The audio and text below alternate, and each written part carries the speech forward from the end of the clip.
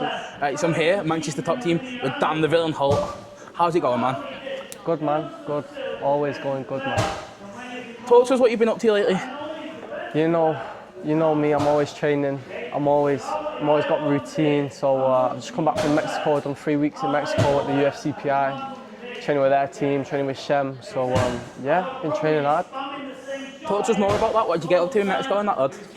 Obviously the PI's there. It's one of the best facilities in the world. So working hard out there. Yeah, now grafting in the UFCPI. The weather was nice. The strength and conditioning's there. The MMA rounds were there.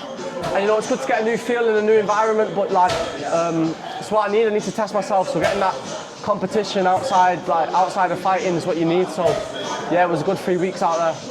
Yeah, and then obviously you're always going on other mad holidays. Like you was in Brazil last month. Talk to us about that.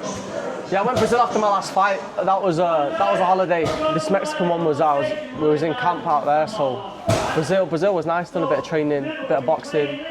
I didn't really grapple. I didn't do too much jiu-jitsu. Like I just fought, so I was just chilling. Where's your favourite place you've been to then? It's about who you're with. It's not about where you go. It's about who you're with. So I'd say Mexico. Obviously, I've been there the most recently. The PI was there, nice and cheap, good food, good company. So yeah, I'd say Mexico. Was there anything interesting you got up to while you was over there? We got up to a lot of things, but I won't be saying that without my lawyer. I believe me and Sham have signed the NDA, so I won't be disclosing any of that information.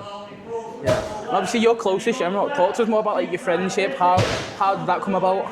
Yeah, man. So I've known about Shem while he was in prison through a friend called Dennis, and then when he got released, I'm fighting. He's doing his thing, and he supports the local lads. And when you see someone with a big following doing their thing, and I was like, this guy's doing his thing. He's only from Liverpool. He's only from up the road.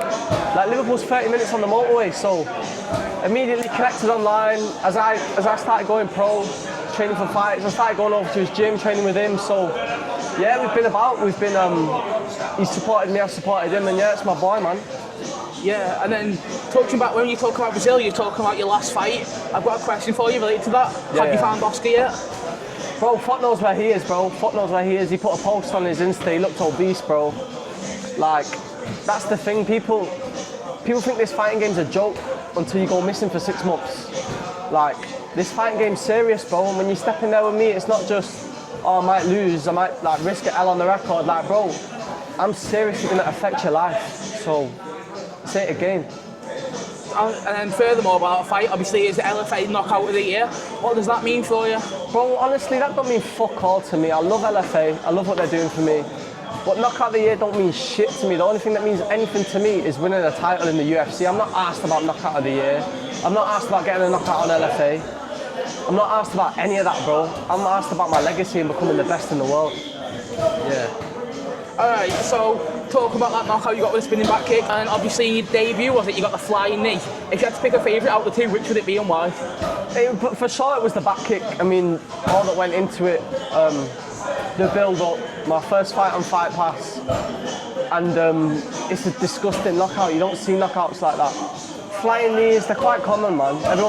Anyone can throw a flying knee, but not anyone can time a spinning back kick as a man shoots a takedown and put him to sleep. So without a doubt, it was the spinning back kick. Yeah, and then talking more about your professional career and stuff. Obviously, you've been training MMA since you were a little kid. Now you've been training kickboxing, taekwondo, and that. What's that like for you? Not taekwondo. Oh, just kickboxing, Muay Thai. I trained kickboxing and amateur boxing as a kid. I never trained taekwondo. I started MMA when I was 18. So I'm a baby in the game, and I'm only 22 years of age. But I've got a life, I've got a lifetime in this sport. I've got a lifetime in this game. I've been fighting since I was 6 years old. Like, it's not a joke to me.